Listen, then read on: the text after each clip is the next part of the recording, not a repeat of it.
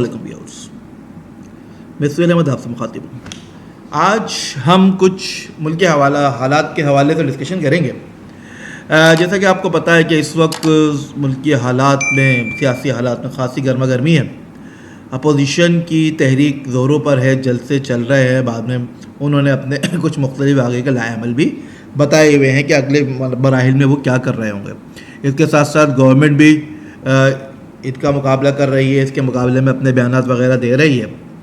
तो ये तो मामला हैं जो कि चलते ही रहते हैं हुकूमत के अंदर। पाकिस्तान में तो अक्सर ज़ोर शोर से चलते रहते हैं। लेकिन आज जो हम बात करेंगे वो एक दूसरा मौजू है जो इस वक्त पाकिस्तान में जारी है। अपोजिशन कोशिश कर रही है इलेक्शन की, गवर्नमेंट चाह रही है इलेक्शन ना हो, लेकिन एक जगह ऐसी है जहाँ पर इस वक्त इलेक्शन हो रहे हैं। तकरीबन एक हफ्ते बाद गिलगित बल्तिस्तान में इलेक्शन है। गिलगित बल्तिस्तान एक क्या एरिया है पाकिस्तान की, इसमें क्या हैसियत है, इस इलेक्शन का पाकिस्तान की सियासत पे क्या असर पड़ सकता है, खुद गिलगित बल्तिस्तान के लोगों के ऊपर क्या असर पड़ सकता है, यही चंद मौज़ूआत हैं जिनको लेकर आज हम डिस्कशन कर रहे होंगे। जैसे कि आपको पता है कि इस वक्त बिलावल भुट्टो जरदारी पीपल्स पार्टी बहुत ज़ोर शोर से वहाँ पर अपनी कैंपेन चला रही है और रोज़ाना की बुनियाद पर बिलावल साहब जलसे कर रहे हैं। और अभी रिसेंटली मरियम साहिबा भी वहाँ पहुँच गई हैं और उन्होंने भी जलसे शुरू कर दिए हैं। वहाँ पे भी उनको भी अपनी जमात के लिए वोट दरकार हैं। तो ये दोनों जमातें जो कि बेसिकली हुकूमत के ख़िलाफ़ इत्तेहाद में शामिल हैं, गिलगित बल्तिस्तान में इत्तेहादी नहीं है और आज़ादाना तौर पर इलेक्शन लड़ रही हैं। इनके मुकाबले में पाकिस्तान तहरीक इंसाफ है जिसकी अभी तक ऑन ग्राउंड इतनी ज़्यादा एक्टिविटी नज़र नहीं आई है। बहरहाल इलेक्शन में भी टाइम है, लेट्स सी इलेक्शन में क्या होता है और इलेक्शन के बाद इसकी क्या सूरत हाल बनती है। तो इसको स्टार्ट करते एक्चुअली थोड़ा बैकग्राउंड देख लेते हैं कि गिलगित बल्तिस्तान की इस वक्त क्या हैसियत है पाकिस्तान में और प्रीवियसली क्या होता रहा, गिलगित बल्तिस्तान पाकिस्तान में कब शामिल हुआ, क्या था।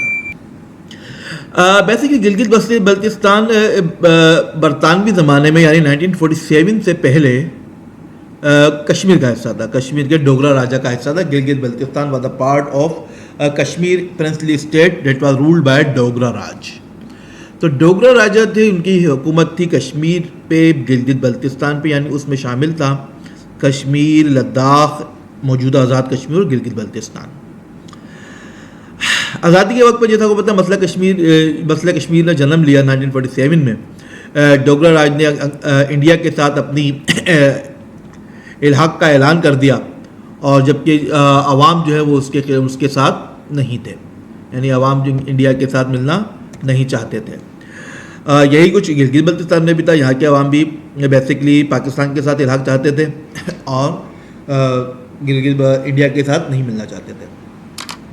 तो 1948 के अंदर वहाँ के अवाम ने खुद एक तहरीक चलाई आज़ादी की, जिसको वहाँ के कबाइलियों की और जो वहाँ के कबाइली लीडर थे उन्होंने चलाया और जिसको पाकिस्तान की हिमायत हासिल थी। तो 1948 के अंदर क्योंकि नई नई जंग चल रही थी इस वक्त, ये पार्ट था गिलगित बल्तिस्तान का जिसको बेसिकली लिबरेट करवा लिया गया डोगरा राजा से, यानी इंडिया से। गिलगित बल्तिस्तान ने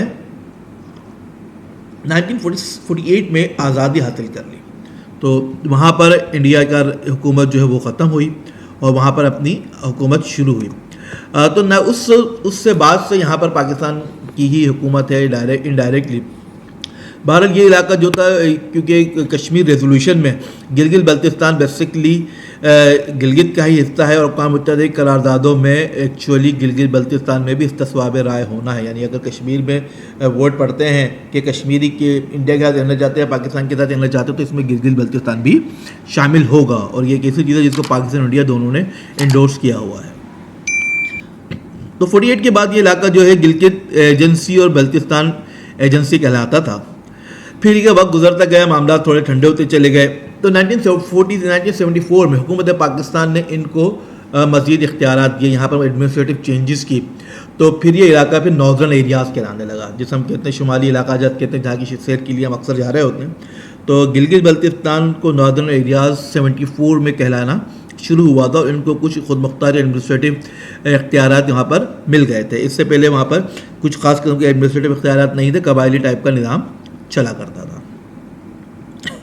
तो यहाँ नॉर्दर्न एरियाज़ के लाया, वहाँ की मेजॉरिटी जो है वो यकीनन पाकिस्तान के साथ ही रहना चाहती थी।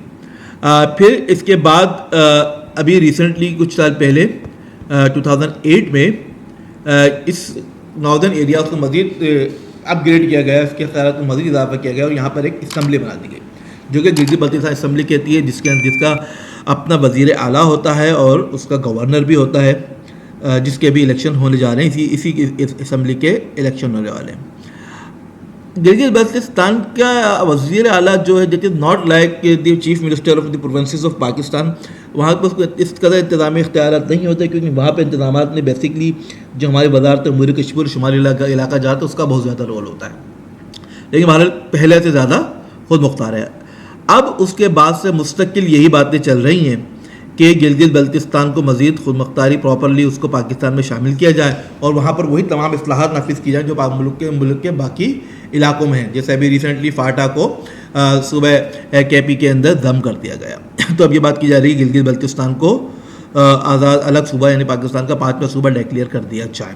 اس کے ابھی پچھلے دنوں وزیر اعظم صاحب نے بھی اس کا اعلان کیا تھا، بلاول صاحب یہ کہتے ہیں کہ اگر ہم حکومت میں آئے تو ہم یہ کریں گے، اور مسلم لیگ نون بھی تقریباً اسی قسم کی بات کر رہی ہوتی ہے۔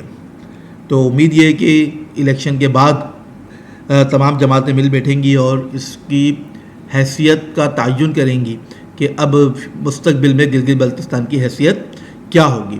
اسی حوالے سے پچھلے دنوں ایک اجلاس بھی ہوا تھا جس کے اندر ملک کی فوجی اور عسکری قیادت موجود تھی، جس کے اندر بہت ساری باتیں ہوئی تھی کہ لوگ اس مطلب فوجیوں سے ملاقات کر رہے ہیں اور یہ وغیرہ وغیرہ، لیکن وہ ملاقات تو یقیناً ہوئی تھی، سب نے اس کو بعد میں ایڈمٹ بھی کیا تو لیکن اس ملاقات کا بنیادی مقصد یہی تھا کہ ایک کنسنسس ڈیولپ کیا جائے کہ گلگت بلتستان کی آگے آئینی حیثیت کیا رکھنی ہے۔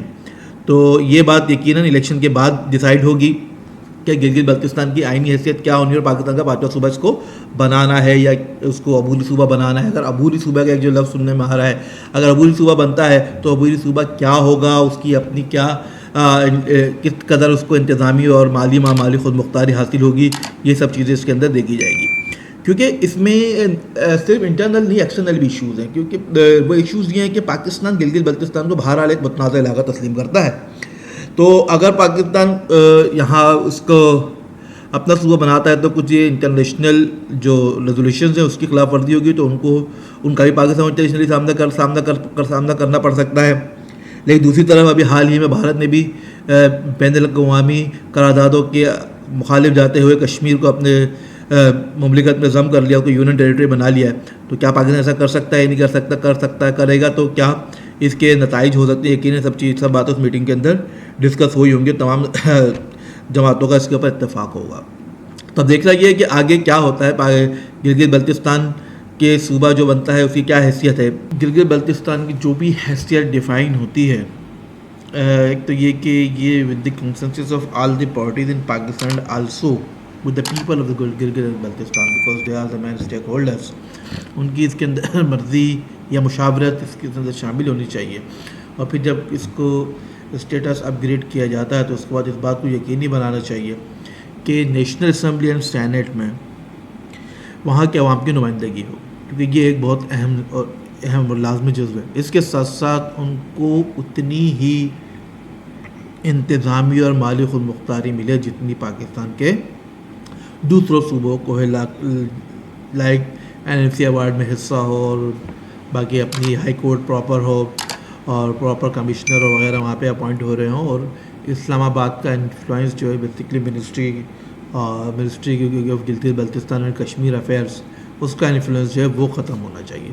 تو جبھی ایسا ہو سکے گا کہ ہمیں ایک ایسا نتیجہ اخذ ہو سکے گا جو کہ پاکستان اور گلگت بلتستان کے عوام کے لیے عوام کے امنگوں کے مطابق ہو۔ بہرحال ہمیں یاد یہ رکھنا ہے کہ یہ فیصلہ گلگت بلتستان کا ہو رہا ہے تو ان کی مشاورت شامل ہو، اس کے اندر ایک ایسا فیصلہ کیا جائے جو کہ ان کی امنگوں کے مطابق ہو اور جس سے وہ مزید کسی مسائل میں نہ آ جائیں اور ایسا نہ ہو کہ کل کو وہاں پر احتجاج شروع ہو جائے۔